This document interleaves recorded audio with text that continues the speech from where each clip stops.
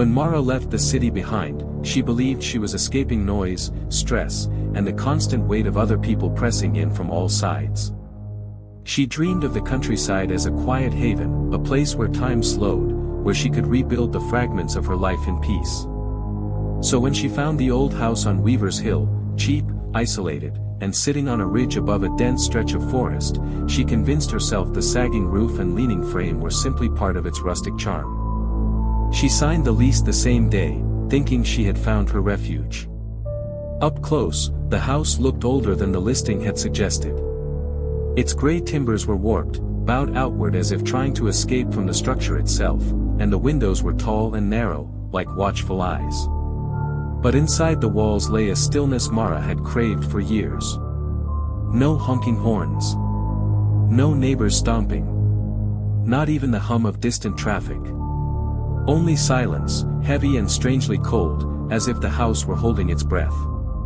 She spent her first afternoon exploring the rooms, 3 upstairs, 2 downstairs, and an attic reachable by a thin folding ladder. But it was a narrow, unlisted door on the second floor that caught her attention. It was hidden behind a tall, dust-coated shelving unit, so tightly pressed against the wall that she wondered if the previous tenants had meant to conceal it. When she pulled the shelf away, a gust of frigid air brushed her skin, and she stared at the door with a mixture of curiosity and unease. Inside was a long, slender room, barely wide enough to fit a desk. A tall window stretched from knee-height to near the ceiling, framed by peeling white wood. Dusty floorboards dipped unevenly, their patterns suggesting that something heavy had once rested there for decades. But despite its strange chill, Mara loved the view.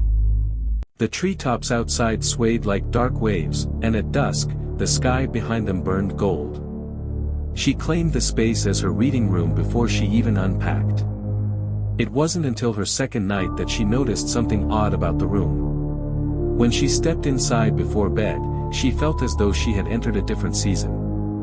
Her breath fogged faintly in the air, and the temperature dropped so sharply it prickled her skin. Thinking it was a draft, she checked the window, the vents, the cracks between the floorboards, but found nothing. When she placed a hand on the wall, she felt a faint vibration, almost like a shiver running through the house. The scratching came a night later. She was brushing her teeth when a faint scrape echoed from the reading room, sharp and quick, like fingernails dragging across wood. At first she dismissed it as a mouse, but the sound was too deliberate. Too slow. Like someone, testing the surface beneath them. She stood in the hallway listening, dread coiling in her stomach, until silence finally returned. She shut the reading room door and decided she would call an exterminator in the morning. But the next day, the room was quiet. No scratching. No cold draft. Only the eerie feeling of being watched by the window's pale reflection. Mara convinced herself she'd imagined it, that the stress of moving had made her jumpy.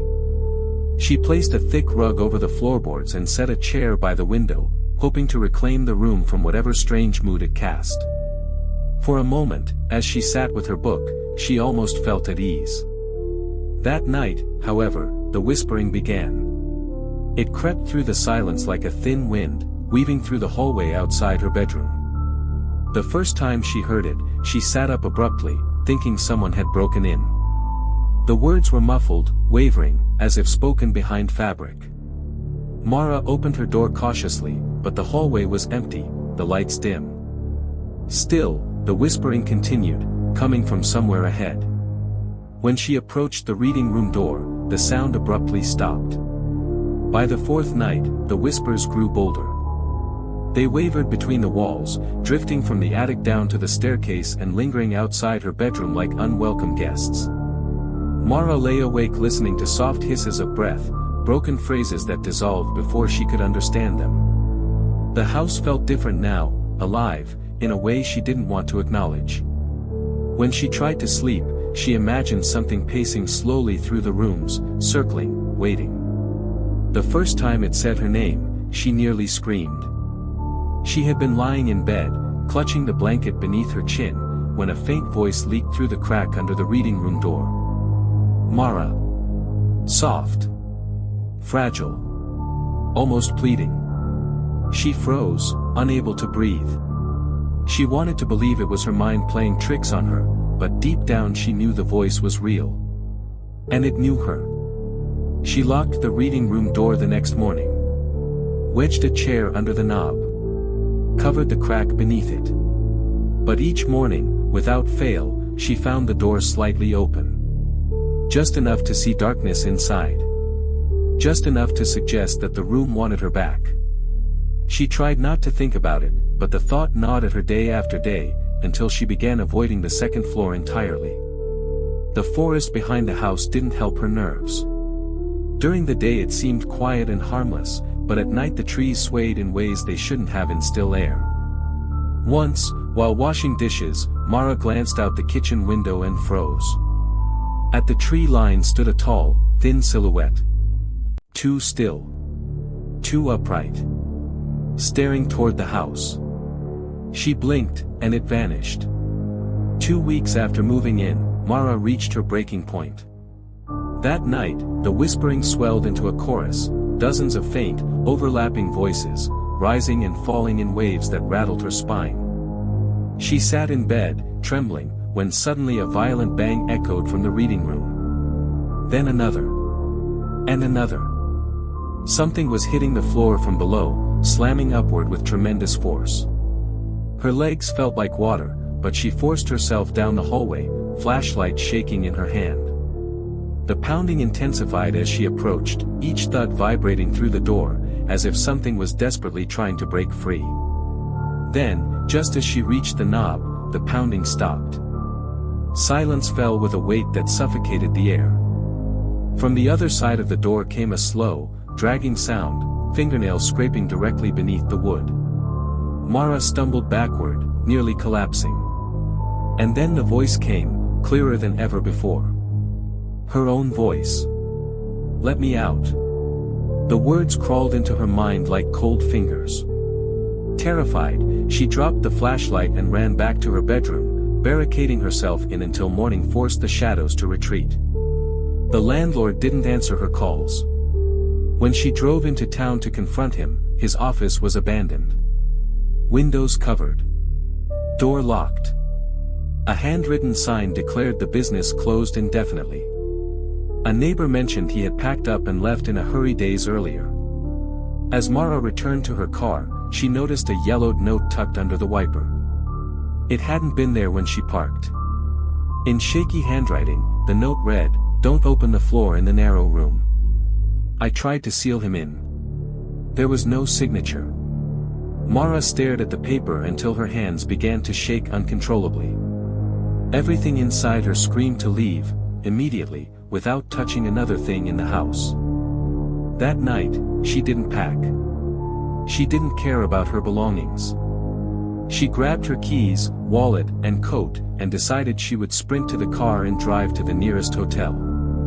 But when she stepped into the upstairs hallway, every door was standing open, every single one, including the reading room. A gust of icy air rushed out from it, so cold that frost formed along the frame. Mara's breath caught in her throat as she stared. Then the floor inside the reading room began to rise. Slowly. Creaking. Bending as if pushed from below. Dust shook loose. A long jagged crack split across the boards, widening with each breath. Something beneath the floor was forcing its way upward. Mara backed away, trembling violently, just as a pale, bony hand erupted through the wood. The hand was impossibly long, almost skeletal, its fingers thin as dried branches. Another hand followed, then an elongated head, stretching up through the floorboards like a creature emerging from water. Its face was wrong, hollow sockets instead of eyes, a mouth stretched too far, skin stretched too tight. But the voice that hissed from that mouth was unmistakably hers. "Mara, don't leave me. You can't. We're the same." She bolted for the stairs, nearly tumbling down them in her panic.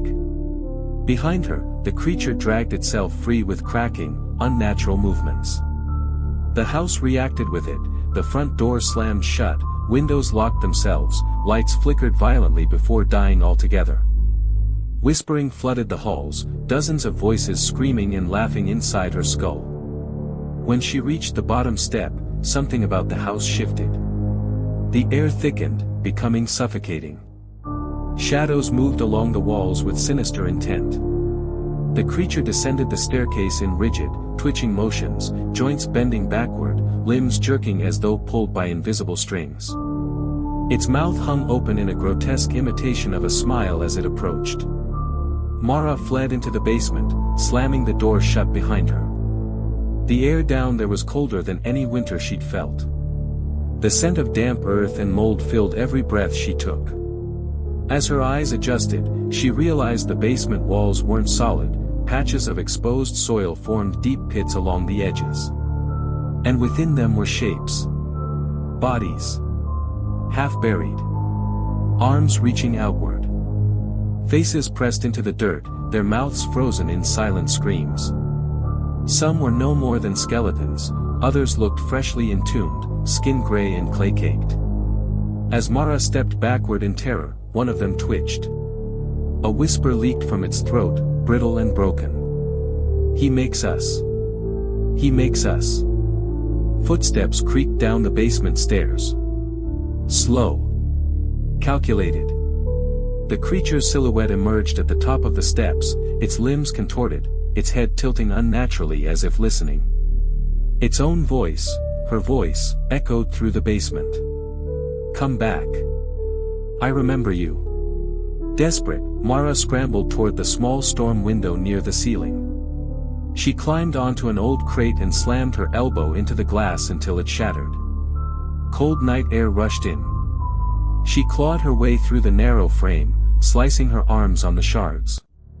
Behind her, the creature hissed in anger, stretching its spidery fingers toward her ankles. She tumbled onto the wet grass outside, scrambling away from the window just as the creature pressed its face against the broken frame. Its hollow socket stared out at her, and its mouth stretched wider than any human's should. She ran.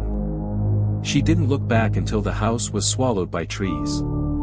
By morning, Mara returned with police. But the house no longer stood. It had collapsed entirely overnight, leaving only a heap of rotting timber and an exposed foundation. Officers sifted through the debris, uncovering skeletal remains beneath the shattered reading room floor, far more than one person could account for. But no creature. No body. No trace of anything alive. The only evidence of what followed Mara out of that house were the footprints found in the dirt, prints that were long, distorted, and unlike any animal or human. They led into the forest and vanished among the trees. Mara moved far away after that. She never went near the countryside again. But some nights, in the stillness of her new apartment, when the wind is quiet and the shadows stretch too far across the room, she hears a familiar whisper sliding through the walls. The same voice she tried to outrun. Her own voice. Soft. Fragile. Pleading. "Let me out."